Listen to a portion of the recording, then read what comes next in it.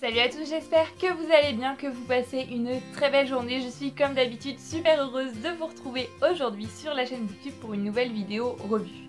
Aujourd'hui, on continue sur la lancée des thrillers puisque je suis encore en train de lire ma petite palle thriller que je m'étais concoctée pour le mois d'octobre, mais ça ne me dérange absolument pas de pousser ça jusqu'à fin novembre parce que j'adore ce genre tout simplement. Je suis en train d'en tomber amoureuse et pour le moment je m'en lasse pas, donc je continue sur ma lancée.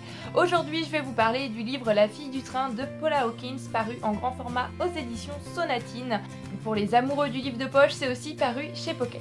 La fille du train, c'est un thriller dont vous avez probablement entendu parler parce que c'est vrai qu'il a fait pas mal de bruit et il a fait une deuxième vague de bruit lors de la sortie de son adaptation cinématographique que j'ai hâte de voir maintenant que j'ai lu le livre. J'attendais impatiemment d'avoir lu le livre pour regarder le film parce que je suis un petit peu comme ça. Je peux pas regarder une adaptation si j'ai pas lu le livre avant, mais maintenant je vais pouvoir la regarder et j'ai hâte de vous en reparler dans une vidéo Parlons adaptation. On referme tout de suite cette parenthèse et on en vient au sujet du jour, le livre La fille du train de Paula Hawkins. De quoi ça parle? Parce que ce serait quand même mieux que je vous résume l'histoire. Comme d'habitude, je vais de suite vous lire un résumé. C'est parti. Depuis la banlieue où elle habite, Rachel prend le train 2 fois par jour pour aller à Londres. Le 8h04 le matin, le 17h56 l'après-midi. Chaque jour, elle est assise à la même place. Et chaque jour, elle observe lors d'un arrêt une jolie maison en contrebas de la voie ferrée. Cette maison, elle la connaît par cœur. Elle a même donné un nom à ses occupants qu'elle voit derrière la vitre. Pour elle, ils sont Jason et Jess. Un couple qu'elle imagine parfait, heureux, comme Rachel a pu l'être par le passé avec son mari, avant qu'il la trompe, avant qu'il la quitte. Rien d'exceptionnel, non, juste un couple qui s'aime. Jusqu'à ce matin où Rachel voit un autre homme que Jason à la fenêtre. Que se passe-t-il? Jess tromperait-elle son mari? Rachel, bouleversée de voir ainsi son couple modèle risquer de se désintégrer comme le sien, décide d'en savoir plus sur Jess et Jason. Quelques jours plus tard, c'est avec stupeur qu'elle découvre la photo de Jess à la une des journaux. La jeune femme, de son vrai nom Megan Hipwell, a mystérieusement disparu. Pour commencer, je voudrais rapidement parler de l'histoire en elle-même. C'est vrai que c'est une histoire quand même super originale. Cette femme qui va inventer une vie à des personnes qu'elle ne connaît absolument pas et qui va se retrouver un petit peu au cœur d'une enquête parce que l'une de ces personnes va disparaître. C'est quand même une chose que j'avais jamais lue autre part, donc ça c'est un super point. C'est une histoire qui en plus est bien menée. On a des points de vue alternés. On a le point de vue de Megan, qui est la jeune femme qui a disparu, le point de vue de Rachel bien évidemment, et le point de vue de Anna qui est la nouvelle compagne de l'ex-mari de Rachel.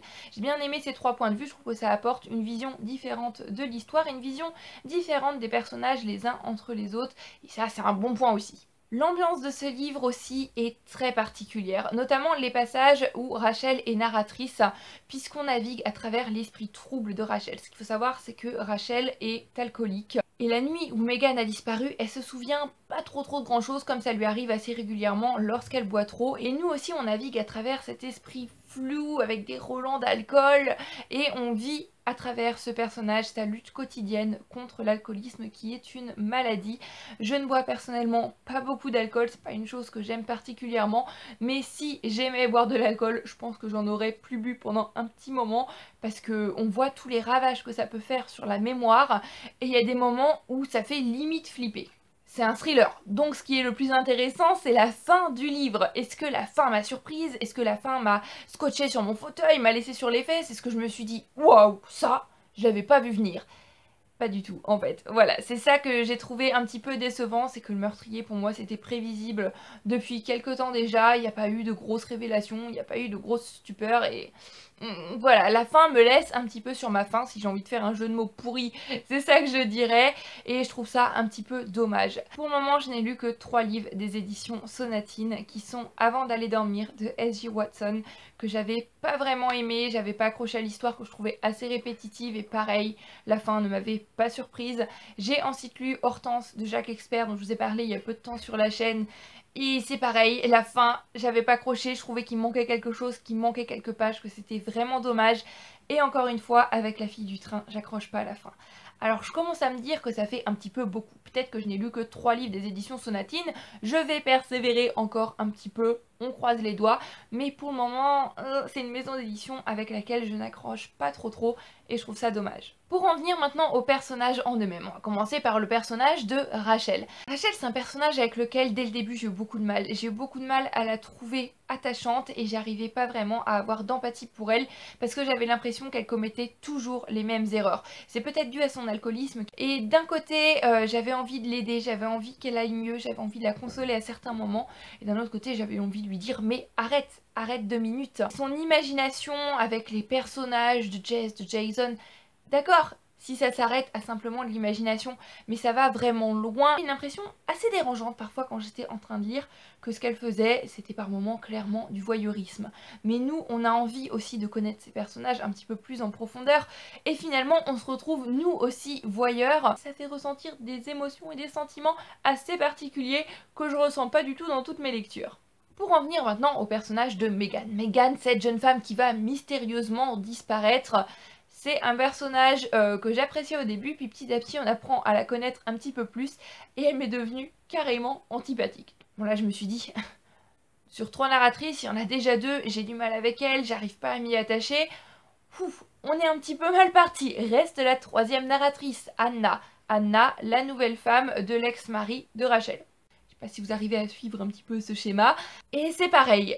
Toute la première moitié du livre, c'est un personnage avec lequel j'avais du mal par son comportement, par ses réactions. Je trouve qu'elle est assez égoïste. C'est moi la plus belle, c'est moi la meilleure. Personne ne doit m'être supérieur et je ne supporte pas ce genre de personnage ni ce genre de personne dans la vie réelle. Mais à la fin, c'est un personnage qui m'a touchée, tout comme le personnage de Rachel. Je trouve que c'est 2 personnages qui ont une superbe évolution. La Rachel et la Anna du début sont complètement différentes de celles de la fin. Et au vu de ce qu'elles vont vivre, je pense qu'on peut comprendre.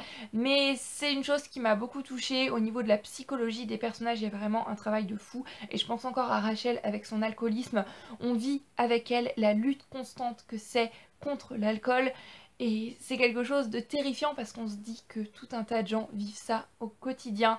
Ça m'a beaucoup touchée, c'était vraiment très bien écrit, j'ai réussi à ressentir ces émotions et ça demande un grand travail de la part de l'auteur, donc chapeau. Maintenant, vous vous en doutez bien, je vous l'ai dit, c'est un livre qui dans l'ensemble m'a déçu, c'est pas un coup de cœur, très loin de là, et je pense que c'est notamment dû à la chronologie. Il y a des moments où j'avais du mal à situer la chronologie, non parce que les chapitres qui sont du point de vue d'Anna et Rachel se passent à peu près à la même époque, mais les chapitres qui sont du point de vue de Megan se passent 6 mois, 1 an parfois auparavant, et donc on alterne Rachel époque actuelle, Megan 6 mois auparavant, Anna, époque actuelle.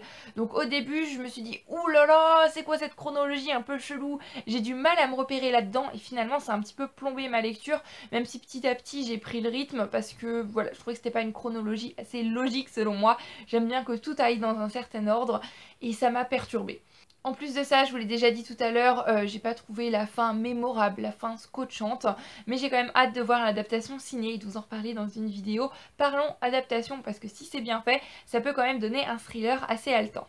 Je vais pas mentir, c'est quand même un livre qui se lit assez facilement, j'avais très envie de tourner les pages, très envie de savoir la suite, c'est un page turner, il y a une bonne dynamique, un bon rythme, mais c'est pas un livre qui va rester longtemps dans ma mémoire. Mais c'est un assez bon thriller, même si c'est selon moi pas le meilleur et je vous le recommanderais pas forcément malheureusement. J'en ai terminé pour cette vidéo revue, j'espère qu'elle vous aura plu comme d'habitude. En attendant la prochaine vidéo, je vous fais à tous plein de bisous. Je vous souhaite bien évidemment de très belles lectures, une très belle journée, nuit, soirée, quel que soit le moment auquel vous regardez cette vidéo. Je vous dis à bientôt sur la chaîne Booktube pour une nouvelle vidéo. Bye bye!